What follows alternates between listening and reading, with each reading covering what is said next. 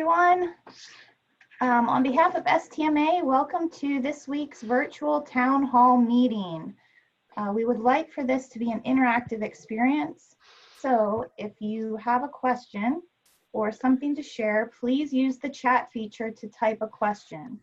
The chat is located along the bottom of the screen and it will pop up in the participant panel. You can also raise your hand, and when you are called upon, you can speak to our panelists live. The raise hand is located at the bottom right of the participant panel also. So our moderator today is Ryan DeMay, and he is going to get us started. Thank you, Kristen. I'm Ryan DeMay from Columbus, Ohio Recreation and Parks. I'll be your moderator today.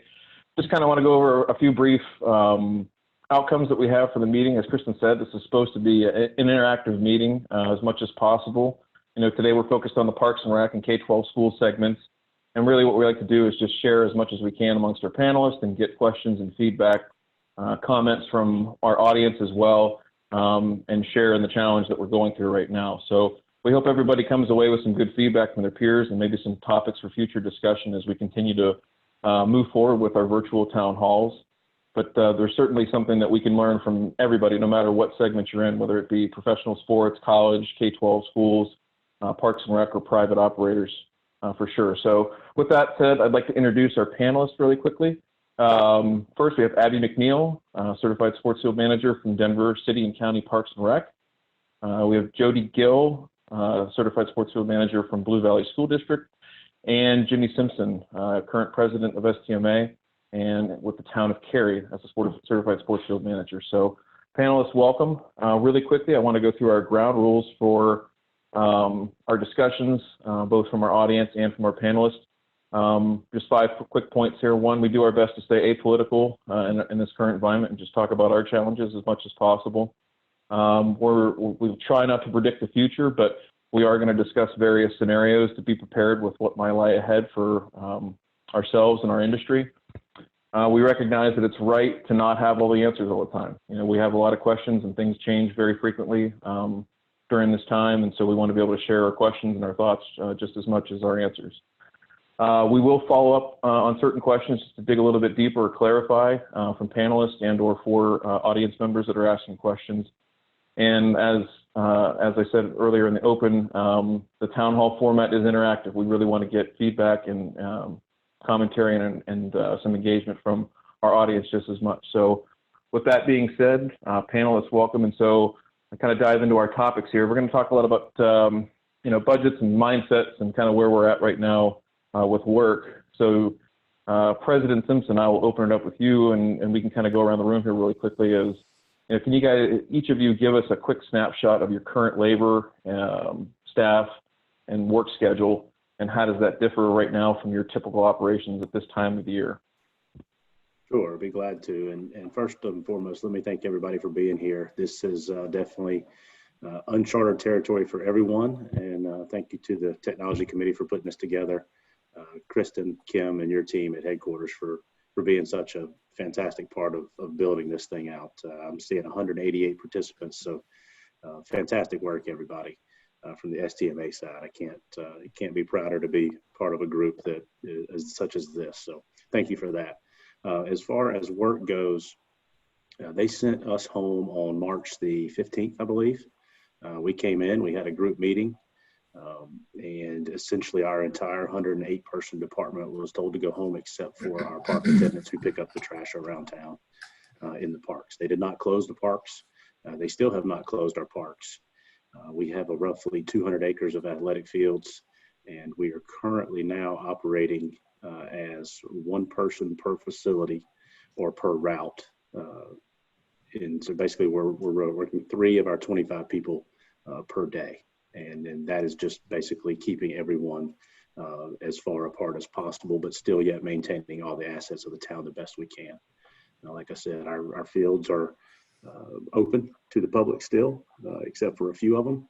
And so we still are trying to maintain the safety factor.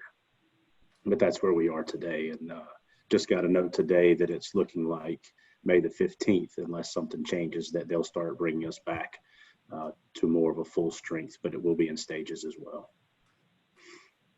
Gotcha, makes sense. Abby, how about you out there in Denver? Well, we were never sent home. We're considered essential personnel. Our parks are closed, and they're maybe starting to, I say our parks are closed. You can't have a gathering more than 10 people in a park. They've now taken away any shared sports in a park. So regardless of whether you're in the same household, you cannot toss a Frisbee or a football or baseball with anybody. Our recreation staff has been redeployed as park ambassadors to help support educational messaging, which I think is very unique. I've talked to colleagues up and down the Front Range in Colorado, and we're the only town that is going out and trying to educate people about how to properly use a park during this time. All of our playgrounds have been shut down, our restrooms are closed, no athletic events. We don't see athletic events coming online. I've gotten unofficial word that it won't be till August, hoping that we get official word that the summer will be closed. Our staffing has remained the same because we're considered essential personnel. I'm very fortunate that I've been able to keep even my seasonals. I've had to kind of do some justifications through that. We've been able to tackle a few in-house renovation projects because we've had the team here. But since March 16th, we've been on a zero spending. So we've been able to tackle only what we can with no money going out, or what supplies we were able to buy prior to everything being shut down. Due to poor park behavior, they reinstituted or extended an executive order that now alcohol is banned in parks in Denver until May 28th, I believe. So they're trying to reduce gathering and reasons. People were going to the park and partying, and now we have to shut that down. It's been very reactionary, and I'm hoping because the state is now easing a kind of slow return to work, that some of the usage during the day is going to recede because people will be going back to work and into office buildings and office spaces. But we've been bare bones, barely being able to get through anything. Trash pickup's been ridiculous. So. Seeing the same thing here in our parks just as well, a little bit smaller of a city, but definitely challenges with the number of people that are out there using parks. So Jody, with you being on the K-12 side, how has that been different with kids being out of school and your staff and how your schedule is working right now? Sure, it's a little different on the school side, and I see there are a few K-12 people in on the call. And we were actually sent home on March 12th. And worked with my supervisors to, actually our administration wanted us to come up with costs on what would happen if we walked away and did nothing, the costs to repair facilities, landscapes, fields. So as a result, we were able to become a deemed essential personnel, and we're able to bring all of our staff back on March 23rd. And we were asked to put together a plan that would include a no contact scenario for all of our staff. So we assigned everyone a truck. And I should back up a little bit. We're 40 schools on 1,300 acres spread over 91 square miles in suburban Kansas City. So we're not site-based. We operate more like a lawn and landscape firm in our maintenance activities. So having the vehicles, it was easy for us to separate everyone and maintain that physical distancing that was necessary. So we were tasked with just making sure we didn't suffer any losses to facilities or let things grow out of control. So we are mowing and we are providing all scheduled applications to athletic fields. One of our first tasks was to close the playgrounds, and the athletic fields were just closed last week because security could not control the number of people on the fields, but we hope that they can reopen soon. So we're providing mowing. We're able to knock out the mowing in about 2 to 3 days per week and work the crews as minimally as possible in order to manage all the mowing in the district. Gotcha. So, Abby, you had mentioned about projects. Maybe if you can start here on this question and take us through, have there been any projects, big or small, that have been impacted by this. So whether that's moving up cultural practices because of no use on the fields, or because of budget reasons, or labor issues, that sort of thing. Have you moved anything around in that regard? Yes, everything got immediately stopped from our capital improvement budgets, and the city itself is looking to take a large hit, like all of us are financially. So all of our capital budgets got condensed significantly to help have at least some funding for whatever may come from this. In the last week, there's been some lax because they've asked for some updates on where we're at with things. But I was fortunate enough that I planned ahead and was able to get infield material for a few projects in January and February, and had that paid out before the stop came. We in-house with my athletic renovations team, no, we have not stopped doing projects. We're forging ahead. When we got to where I needed to purchase some sod, I had to jump through a lot more hoops and hurdles and be a lot more communicative that it's okay if we delay that. But in order for that field to ever come online, I need X number of days. So can't we just go ahead and take advantage of it being shut now? Because we're looking ahead into when the fields come back online. But when everything started to shut down, I got my team in the room and said, how can we take advantage of this? And what can we do culturally in-house to advance our fields and take that big step forward? Outside of this, I have our planning department knocking on doors, pretty much asking for meetings, and they're sitting at home. They're not experiencing the day-to-day grind that we are. I mean, my staff being essential, we know that at any given point in time, we could be pulled off of what we're doing to go support a city function. Whether we were putting up our rec centers as shelter in places and things like that, we had to do a lot of that early on.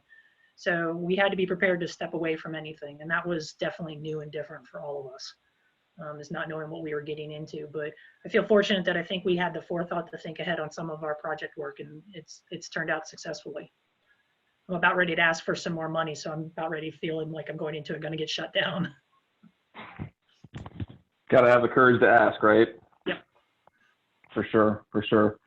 So Jimmy, I know we have been talking about, some things that might be changing for you in the near future, but what do you see on the horizon as far as your projects, what you've been able to accomplish, during this time and going forward? Has anything moved around for you due to finances or the opportunity, things like that?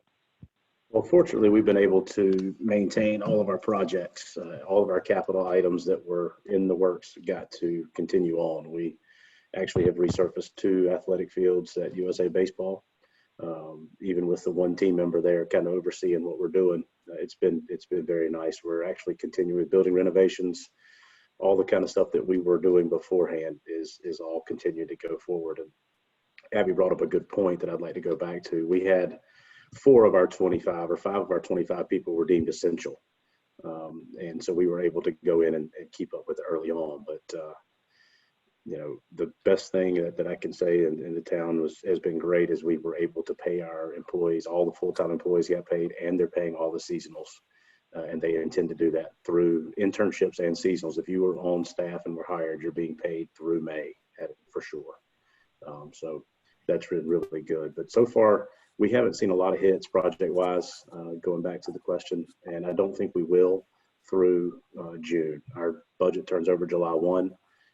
I'm hearing anywhere between 7 to 10 to 12% cuts next year in operational, and I'm not sure what we're going to do capital-wise, but that everything's pretty much staying on course. And obviously we're in the transition zone here, so the first week that we were out and closed and sent home, we sprayed out all of our ryegrass everywhere, and that tended to be a really good move with the weather we had and everything. So our team's been fantastic to work through it. That's good to hear. So Jody, you had that sort of hard stop on the 13th and coming back on the 23rd. How has that impacted maybe what you might have been able to do and where you're at today? Absolutely. Our in-house projects are going to be impacted for a while, mainly because of our labor situation. We came into this with 7 vacant positions, and when we shut down, we did have to let all of our seasonal staff go and didn't bring on the normal 10 to 12 seasonal staff we bring on. So we're trying to do this, with just our 13 staff members we have, and that allows us to do really only the basics. So still working through how we're going to finish in-house projects. Our contracted projects were stopped as well, but we're allowed to start those again on May 10th. And we've got a number of tennis court resurfacing projects, track resurfacing projects, quite a few projects that we're actually going to start ahead of time. Normally they wouldn't have started until school was out the end of May, but we'll be able to start those May 10th. So that if there's a positive, it's that we should be able to finish those projects earlier than anticipated. Jody, I'll stay with you for a second and a kind of a follow-up here, because each of you mentioned it in some form or fashion, but seasonal employees or part-time employees that you might have that you bring on seasonally, obviously there's going to be some safety and occupational health training they're going to have to get as far as PPE, all that kind of stuff. But have you given any thought to how you're going to kind of reintegrate those folks back into, the operation there? As far as expectations and, how they're going to work and what that's going to be like. Have you given any thought to that? Yes, my initial hope though is that we're able to bring them back at some point. I'm not convinced we'll be able to. If we do, then the challenge will be figuring out how to keep them separated from other staff members. We have enough vehicles for all of our full-time staff, but we don't have enough vehicles for all of the seasonal staff. Those groups in the past worked in teams with 2 to a truck, and I'm not sure we can do that moving forward. Yeah, that's a concern I've heard from others. Jimmy or Abby, do you have anything to add to that as far as if you'll be able to bring seasonal staff back on and what that might look like and trying to get them back in the swing of things? For my staff, I didn't have to lose any seasonals. I was blessed by it. We've had to run scenarios of what it would look like if we really had to get down to a small core group just to sustain the 170 some ball fields we have in our system. And then if we were to ramp back up, how many more people would I need to bring back on? So I've run that scenario and passed that information forward, but to date, I've been blessed with being able to keep my team, and every week we make sure we have a solid work plan for them in case it gets in question. We have constant communication.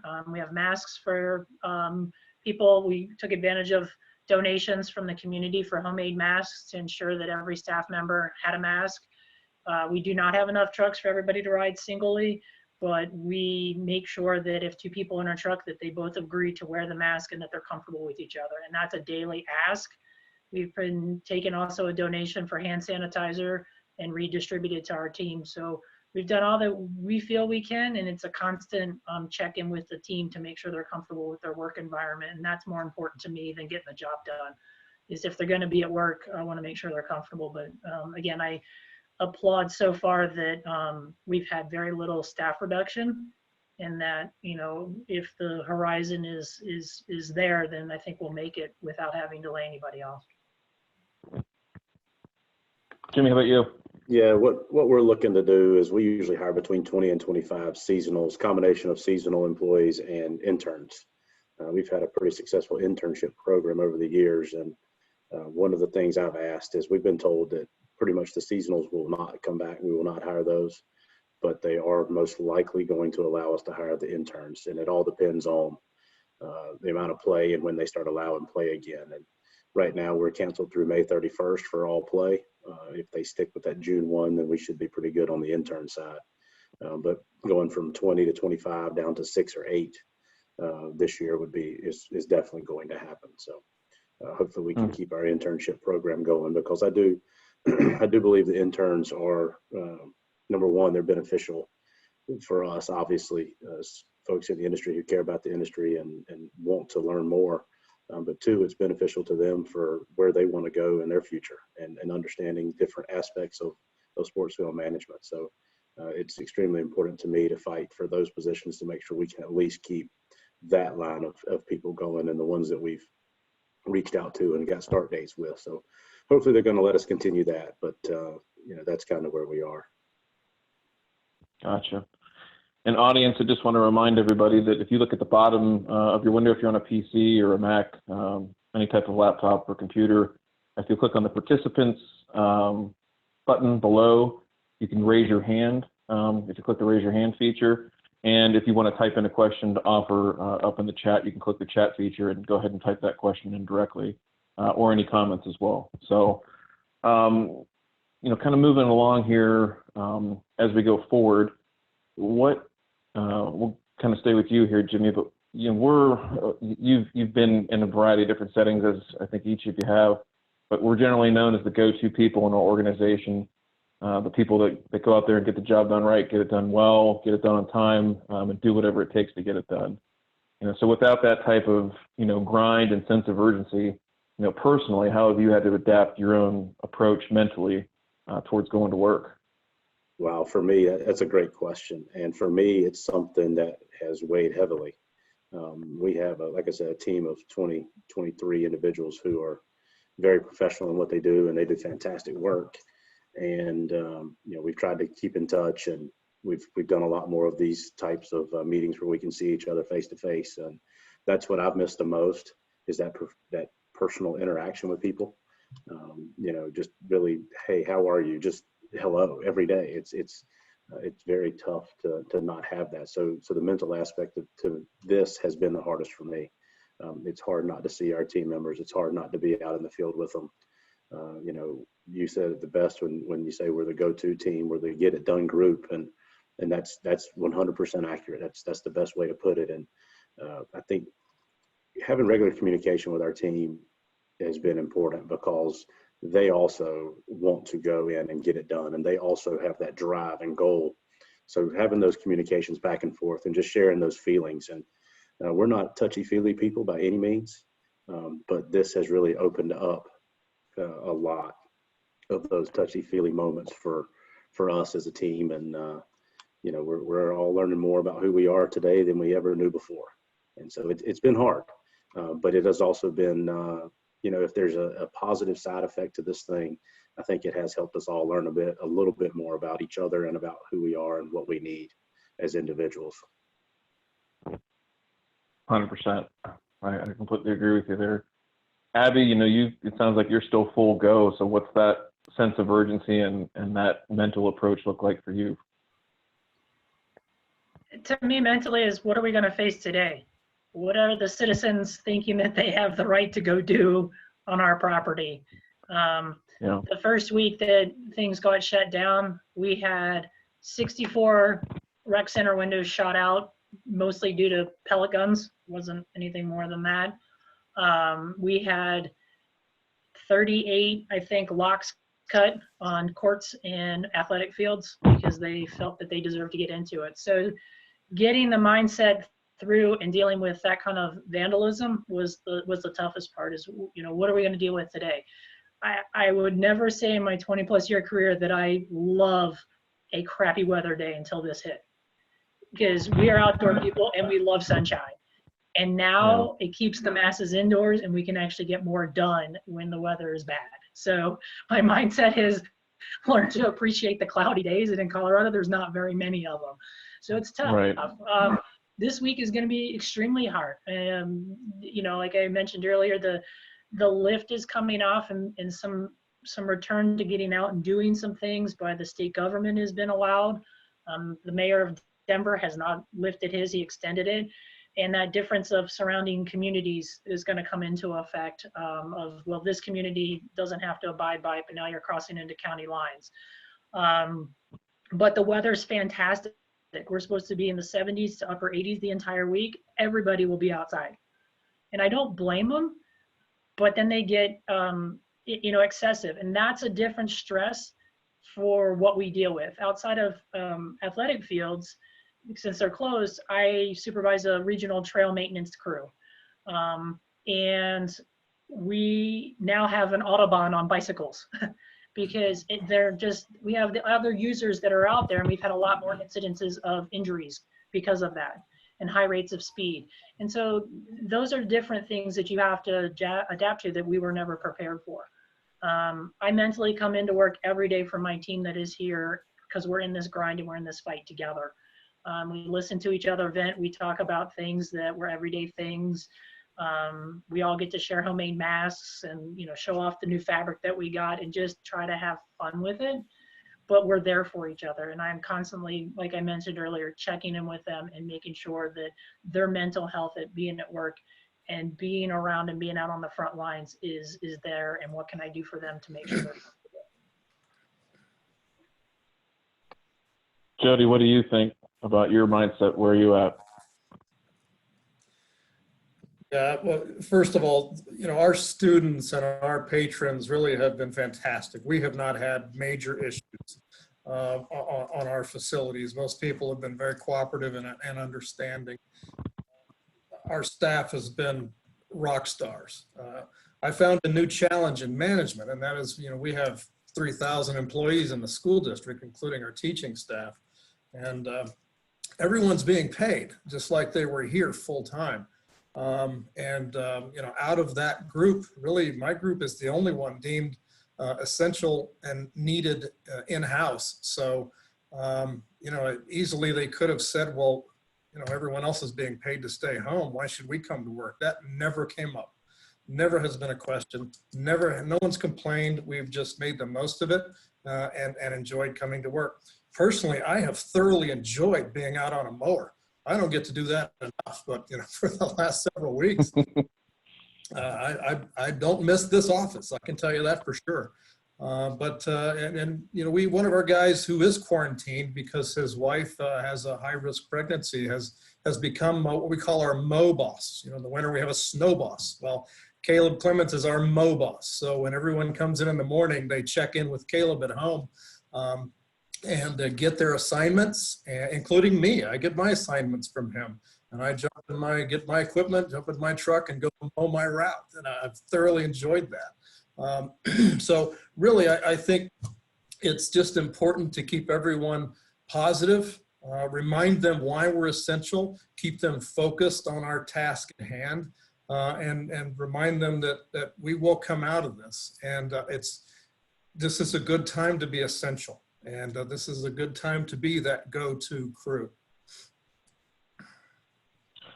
Yeah, and that's a good point. We had a question come in here on a private chat to me, kind of addressing those same things, Jody. You know, Jimmy, have you had any feedback from your staff as far as, you know, our staff being considered essential and other folks being at home non-essential and still getting paid? You know, has there been any sort of divisiveness or issues with that you've heard about?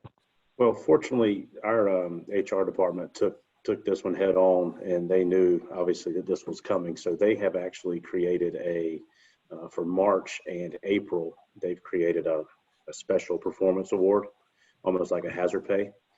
So everybody at home's getting paid. Everybody at home's tracking our work, so we can submit that in. So we're still, you know, we're showing what we're doing. But if you're actually physically working, then they have created a chart of, if you've worked X amount of hours during this time frame, your performance bonus is X. And they're doing that for everyone who's actually physically working right now. So that's how they've chosen to address that hazard pay situation. Yeah. Abby, how about you with that situation and you guys being basically essential full staff? Hazard pay came up once and then got immediately squashed. I would say the group that just didn't understand what we were facing every day was some people in our parks planning department. They were requesting meetings and pulling us from things, and my boss stepped in and pretty much said, we're frontline employees and we're addressing a lot of things you don't realize. We will get back to scheduled meetings associated with normal business when we've got time. And it took about 3.5, 4 weeks for them to settle that down and understand that we were in the initial grind of supporting the city, not our agency. And once they kind of got the message from him, they kind of backed off a little bit, but it's leveled itself out for sure. You know, there has been questions. The mayor held a town hall kind of virtual thing one evening. Our director of parks is hosting one. They've done the best to have open line communications with all of the city employees, but it's not always been as smooth as possible. But you know, the essential personnel and hazard pay came up a lot of times, but I just don't see the city doing it. And we need to take a step back as employees and just be grateful we have a job and start there. And that's what I reminded my staff. I was like, we could be home with no income coming in, or we could just accept the fact that we're going to come here every day and do the best that we can with what we're given. And they've taken the more positive route. Absolutely. I had a follow-up that just came in here. Abby, this one's really for you. What have you seen as far as best practices in dealing with the public when they're doing things they're not supposed to be doing, or in places, fields, so on and so forth, they're not supposed to be in? How have you dealt with that forward-facing, customer-facing type conversations? Hang on. Uh-oh. It's the problem when they put efficiency lighting, the light goes out if you don't move enough, and I was afraid to do jumping jacks. So, Okay. you know, we've directed our staff to just approach it the best way you can. I mean, we have a park ranger department, and we can call them in and to address it. We can call the police department to come in if it seems threatening. My staff has always been given the directive that if they feel comfortable approaching somebody and talking to them about it, that they can, but don't put themselves in harm's way. And it's more their choice and what's best for the situation at hand.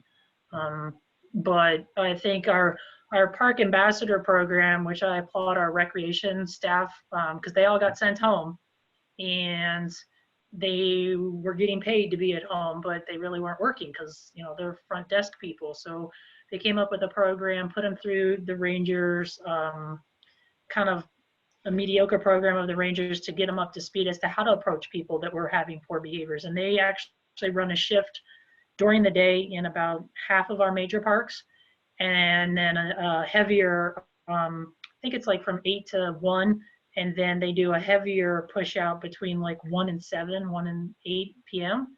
And then they run a 12-hour shift on weekends. Now they can't cover the whole city. They're covering our heavily used regional parks as well as a few other parks throughout that. But I think that has made an impact in reducing the damage that we saw initially before that program was put into place. So I applaud the Rex people for doing that, and I'm in communication when they find something that's broken or destroyed, they tell us and we go fix it. It's what we would do anyways. But you know, I think there wasn't enough, you know, public service announcements as to how to behave properly in parks prior to this, and I think that's something that will forever change for sure. That we just need to do more educating on how to use those spaces appropriately. No doubt. And Abby, we'll kind of stay with you on this next topic here, but you know, what are you doing right now to start to reset and reframe some of those expectations, you know, regarding facilities and staff, to the people that you answer to? You know, what's your main message to stakeholders right now as far as how your operation and the future of it continues on? I've used a lot of the stuff that STMA's pushed out to justify why I have so many seasonal. So thank you, Jimmy and STMA staff for pushing that out to membership, because it was very timely and it hit at the right spot. I've tried to really educate those that just because our ball fields aren't being used doesn't mean they can't be untouched. We need to have, you know, touches to them to do general maintenance to them. We need to drag them and do, you know, weed management on them and do edging, and we have a team that's doing that. And then just general cultural practices is, you know, our director, I was speaking earlier, our director decided to delay turning on water to save water budget. Now I agree with that, but we've got extreme conditions. If his directive to reduce water lasts till the end of the week, I'll be really impressed. We will lose plant material due to the wind and the dry relative humidities here in Colorado, as well as the temperature. You know, so trying to, you know, I can't use the safety card because the fields aren't being used. The first thing out of his mouth was, the fields aren't used, you don't need that many people. I was like, actually, I do need that many people because we still need to do work to keep them safe. I also looked at the fact that I didn't want to lose the large investment that we have made over the last 5 to 6 years of capital improvement projects on any of those fields as well. So I tried to make it financially hit and educationally sound, so he would understand it. But with the caveat that at a moment's notice, we'll drop what we're doing and go support the cause of the city and what we need to do. So. Definitely, that teamwork aspect is a big component of this right now, like you said, working together. Yep. So, Jody, in your situation, what's the message in the K-12 side as far as reframing expectations and trying to reset those here going forward? I'm very fortunate our administration is doing a great job of maintaining communications with all of our patrons and our staff, including our coaches and building administrators. I meet weekly with our administration as a team to give them updates on where we are. And one message I'm passing on to them is different scenarios they can expect. For example, if we don't fill those 7 vacancies, and if we don't bring back our seasonals, we're going to be seriously limited in what we can do, especially going into the fall sports time. So, and I think that's all any of us can do. We've got to understand, we've got to go through these scenarios in our heads at least, and have a plan for what things look like. So when we're asked, we have the answers for our administration, and it helps them to make decisions as well. So, and the other group that I deal with would be property owners along that share property lines with our 40 buildings. We're providing minimal maintenance, so that doesn't include property lines as much as the front lawns of the buildings. So we're not trimming and weed eating or trimming trees on a regular basis on those property lines. So far, property owners have been, and I'm talking 1,500 property owners roughly along those school property lines. So far, they've been understanding, but we're coming up into our period of rapid growth during the month of May, and that may change. So that's a group that I'll need to start communicating with, doing a better job of explaining to them what the expectations should be moving forward, and while at the same time assuring them that long term we'll be able to be back and improve the looks of those property line areas. Understood. Yeah, for sure. And you're in a very unique situation there with how spread out you guys are, for sure. Jimmy, how about you with your powers that be, and how are you trying to reset and reframe those expectations there? When we were sent away, the one thing that I was told was we need to protect our assets. And so that's kind of the angle we've taken, is we're protecting our assets. And now we're taking the angle of we want to get our assets in better condition for when the return to play comes, whether that's this week, next week, the week after. So we have been more aggressive with verification. I saw that over on the chat. We increased our top dressing. Like I said before, we sprayed out earlier.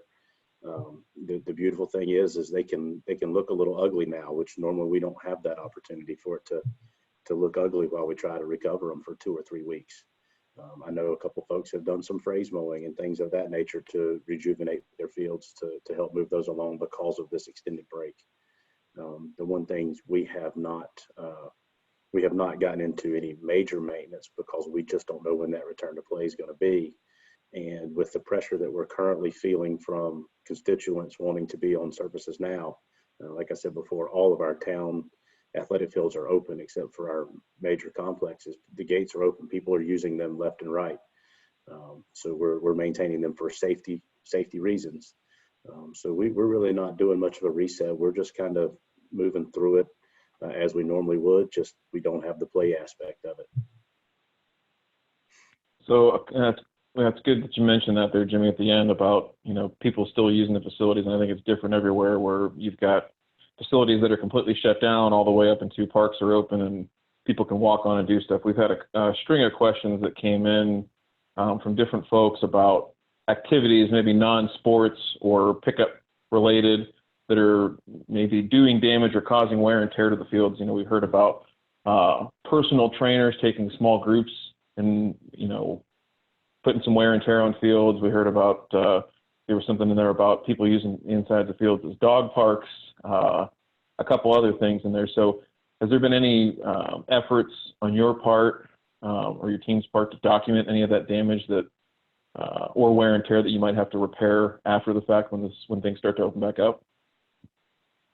We've definitely seen an increase in people with the personal trainers or the one-on-one sessions. We have a local university.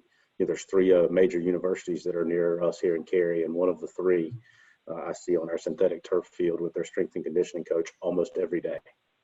I won't name names, but so we're seeing a lot of that, a lot of personal batting cage sessions and hitting sessions in all of our open spaces and areas. So we are documenting a little bit of that.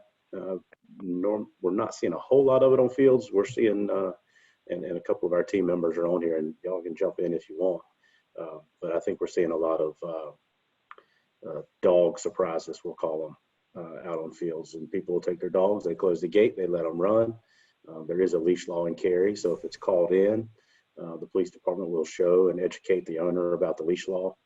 But really and truly, by the time they get there, it's too late, and most people don't take the time to bend over and pick up their dog's mess on our fields. So that's the main thing we're fighting right now. Our synthetic fields are wide open.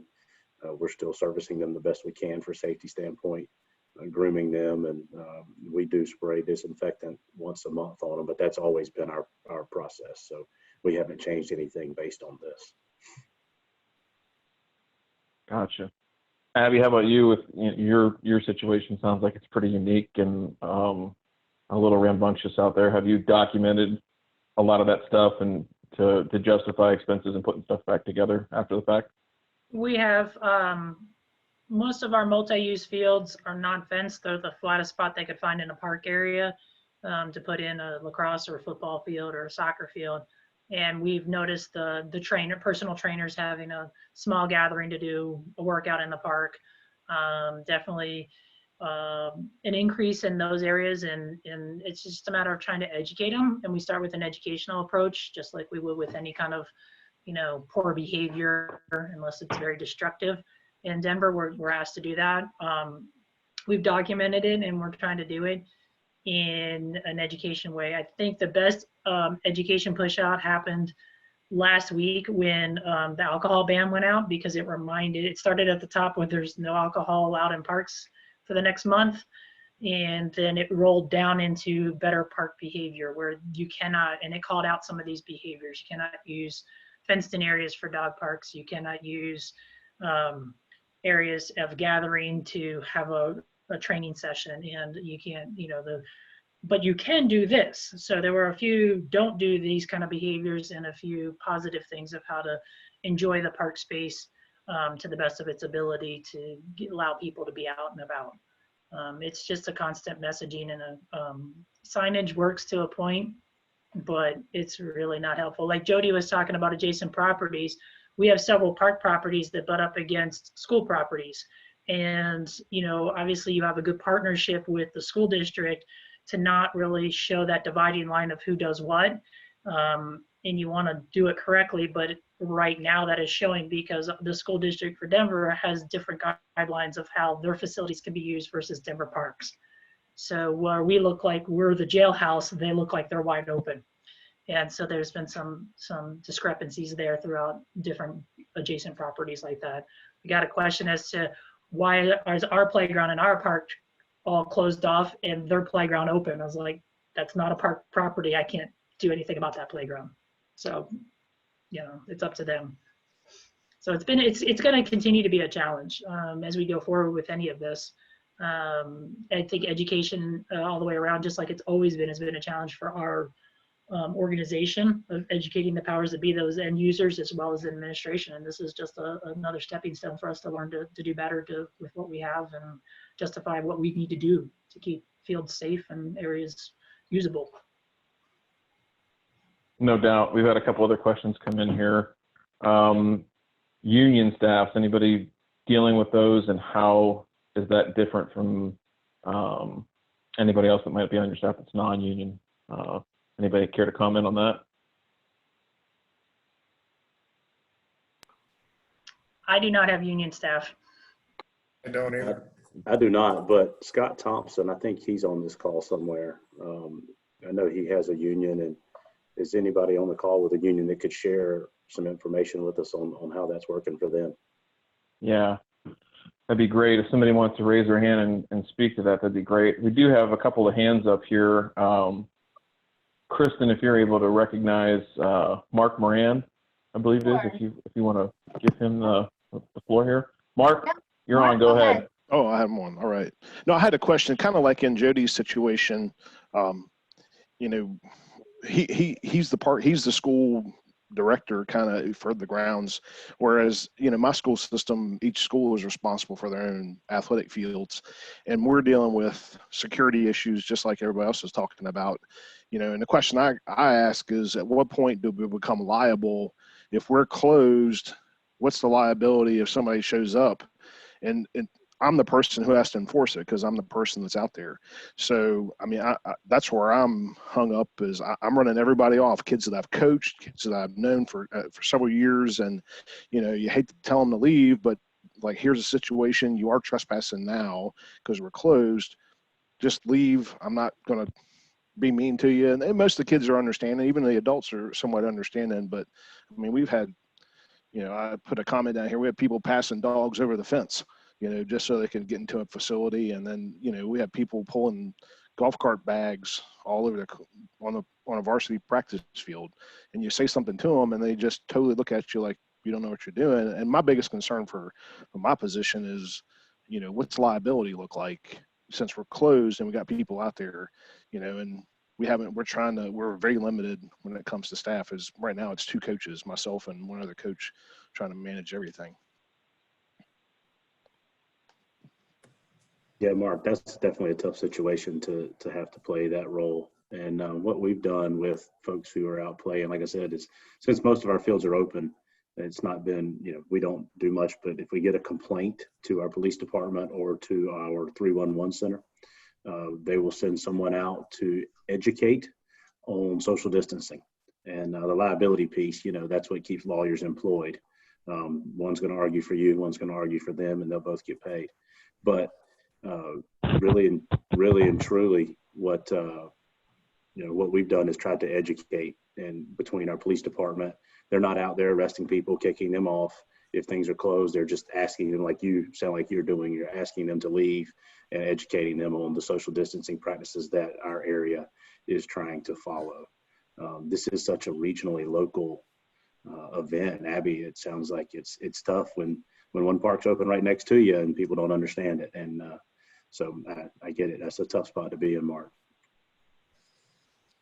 Yeah, Mark, I'm not a legal expert by any means. We're fortunate we've got some full-time police officers who are helping with security. But, you know, my understanding has always been, if you make a reasonable effort to close a facility, in other words, if you padlock it and you put up signs that are very visible that the facility is closed, then you've done everything that you can to close the facility.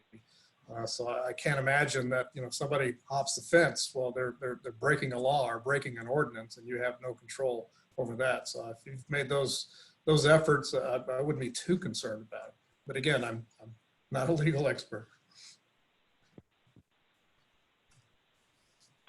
Kristen, it looks like we have another hand up. We've got Kevin waiting here. You want to recognize Go ahead, Kevin, please? Kevin, we can't hear you, but you are unmuted. All right, we'll come back to Kevin here in just a moment. But, you know, one thing that did come up here, we had a question that was posed about disinfecting synthetic turf, and just to sort of treat this like a lightning round here. But anybody have any plans to do that differently or add that to their program once we do open back up at each facility? Jimmy, you want to start with you? Sure. Currently, we're not planning to. We have an emergency operations center that would make that call if they want it. We will stick to our once a month disinfectant process that we're doing currently. We did it before. We'll continue it after. It's just been part of our maintenance plan. Okay. Jody, how about you?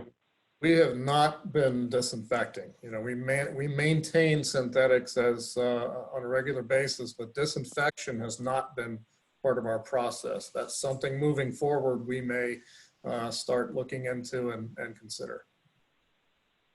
Sure. Abby, how about you? We do not have a plan in place. I think the first factor would be to disinfect or sanitize playground spaces before we get to our synthetic turf. The public's been eager to get out into those spaces before our athletic fields that are synthetic turf. We don't currently have a program to sanitize them, and I don't see that coming online anytime soon. Got it. Kevin, I can see you on my screen. Are you able to speak now? I don't know. Can you hear me? We've got you now. You Loud got and me? clear. Go ahead. Okay. Yep, go ahead. We're in the middle of Pennsylvania here, and our philosophy right now is tough times don't last, tough people do. And so we're all going to get through this. But my question relates to people in charge of the field, such as we're a maintenance company for athletic running tracks that we take care of repairs and cleaning of them. And is it the mindset right now that facility managers are seeing that the facilities are going to start maintaining what they have instead of with the idea of replacing what they have in order to keep their budgets down, or lack of budget, I should say? So is that something that they're going to see is probably going to increase, that they're going to maintain the current fields that they have, even though they may be older, rather than replacing because of the cost that they may not have the funds for anymore? Thank you. Yeah, I mean, I think we're early on in this, and I think we'll start to see those effects downstream, but certainly want to get the input here, feedback from our panelists. So Jimmy, why don't you start there as far as where do you think that's headed? Sure, Kevin. And what I'm hearing from our group is operationally, we're definitely going to be down 7.5%, 7 to 10%, 12% next year. What we don't know is how that's going to affect our capital. Our capital has a lot of the hotel, motel, use tax money in it. And without people staying in the hotels and motels, we're obviously going to be down there. I really don't see us delaying anything right now, but depending on how all that stuff flows and how quickly we get back to a normal rate of revenue, then that will definitely determine what the cadence is on our capital projects. But that's what our outlook is looking forward.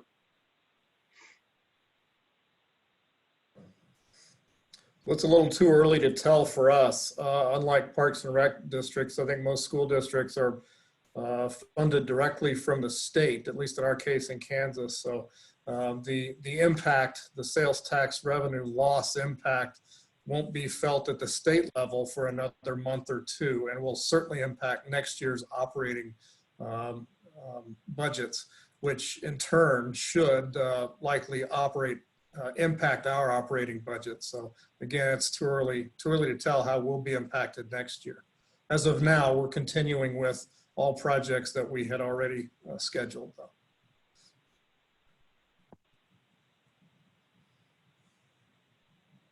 Abby? We've been told the city as a whole is forecasting $180 million deficit based on the up to date, so 2 months that we've kind of been a stay at home.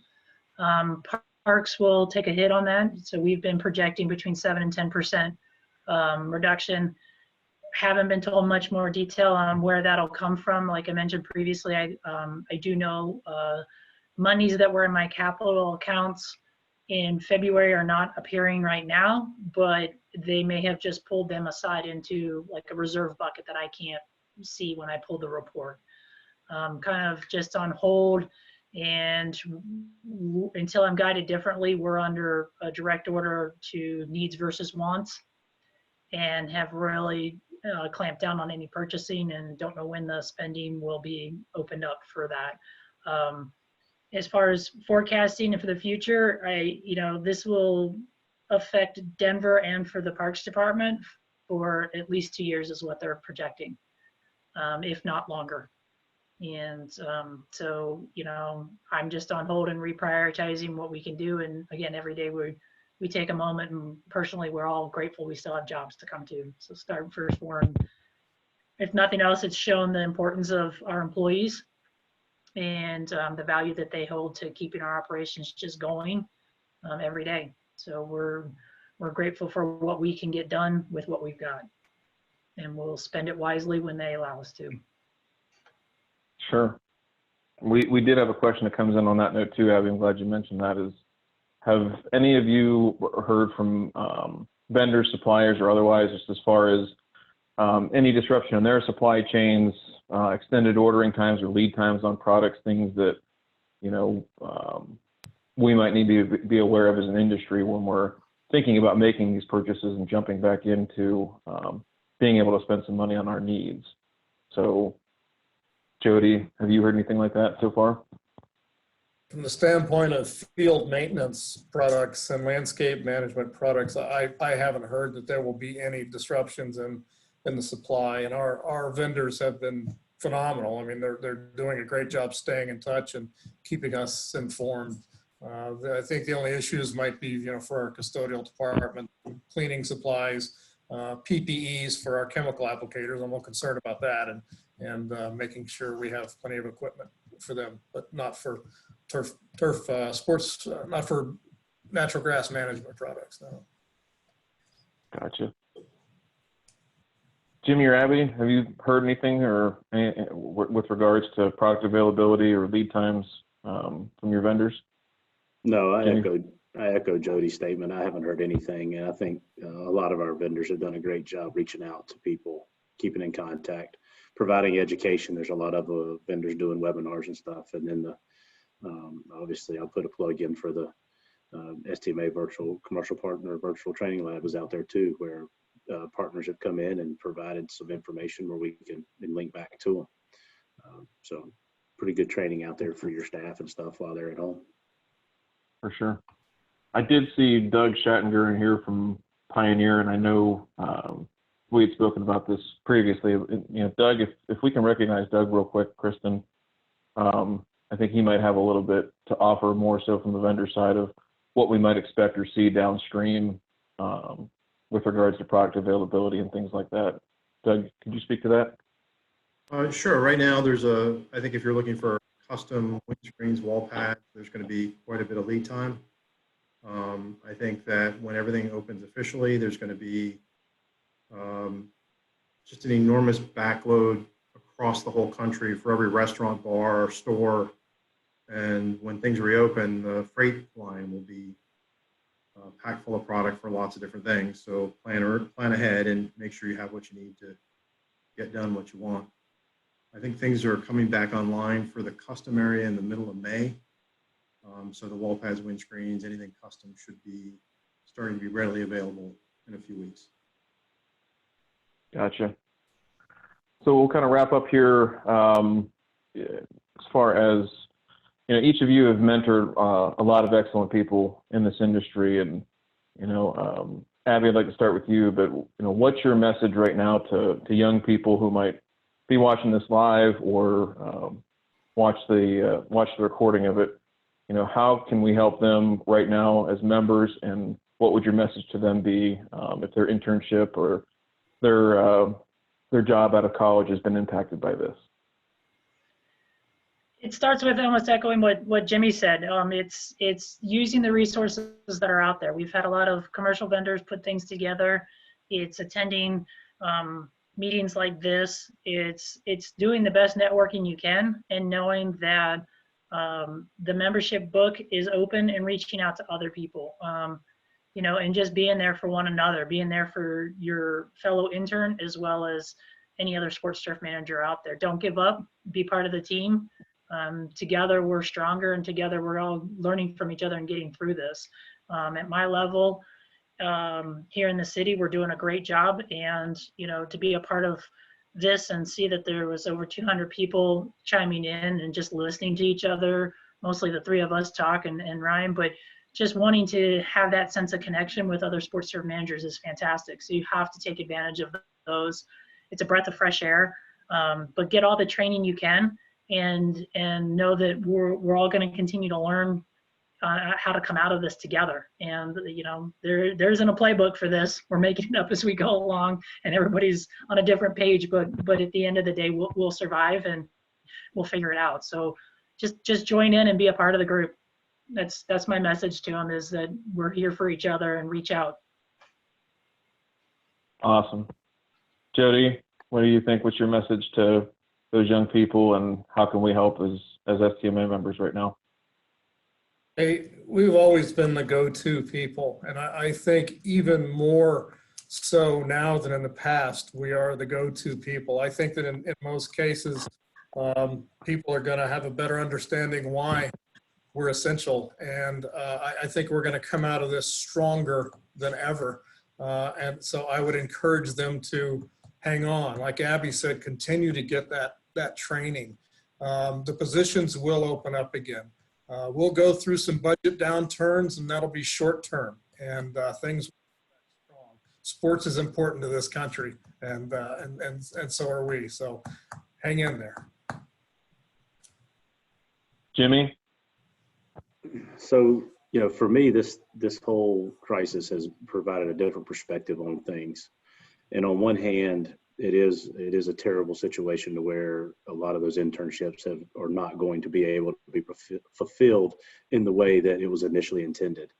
But there's also a silver lining to this, and I think if our students will take advantage of it, just look here. We have 205 to 210 people that are excellent people in this industry. The opportunity for them to reach out and make connections with people that they otherwise would not be able to make connections with is there. People are at home, they're able to connect, they're doing Zoom calls, they're doing all this virtual stuff. And it's truly an opportunity, if our students will take it, to meet new people, put themselves out there. And like Jody said, the job may not be there today, but who knows tomorrow when it comes up. And Ryan, if somebody contacted you, it's all about the network, as well, right? Hey, I met this great person, and you got 10 other people that that may have an internship for that person. So I think it's all in how we look at this crisis and how we determine how we want to approach it. And I do think that it truly has a silver lining for interns to be able to meet people and have more of a relationship with them. And it may not necessarily mean that job today, but it will definitely mean that job in the future and for their future growth. So I really would love to continue to see them outreach that way. Absolutely. I think it's going to be a tough summer, difficult summer to build those hard skills up this year, but definitely probably the most unique summer season that any of us will ever have to build relationships with people we might not have been able to in the past and really grow that network, like you said, people that want to help. So, with that, I really want to thank everybody. We're here at just a touch past an hour. So I want to thank our panelists. Abby, Jody, Jimmy, thank you for agreeing to volunteer your time, volunteer your thoughts, and share those with us today. Two past presidents and the current president, really, really appreciate your time for the organization. I'd also like to thank our technology committee members that started to put this thing together just a few weeks ago. So it's been a very, very quick process to bring it online for all of our members, and we're really looking forward to continuing it going forward, and have more on that in a second. Kristen Althouse and Kim Heck from STMA headquarters, fantastic job and hard work in putting this together. We really, really appreciate both of your hard work. So lastly, I just want to share next week's virtual town hall, moderated by Keith Winter of the Fort Wayne Tin Caps, is on Tuesday, May 5th at 3 p.m. Same day, same time. We'll be interacting with panelists from around professional baseball. We should have that up on the website here either later today or first thing tomorrow to share those panelists. But we look forward to the details and the future of these town halls to share more with you as members of STMA. If you want more information, please check out the website, stma.org, at Field Experts on social media, or on your email inbox. So thanks to everybody for your participation. Be well and stay safe. Thank you, everybody. Thanks.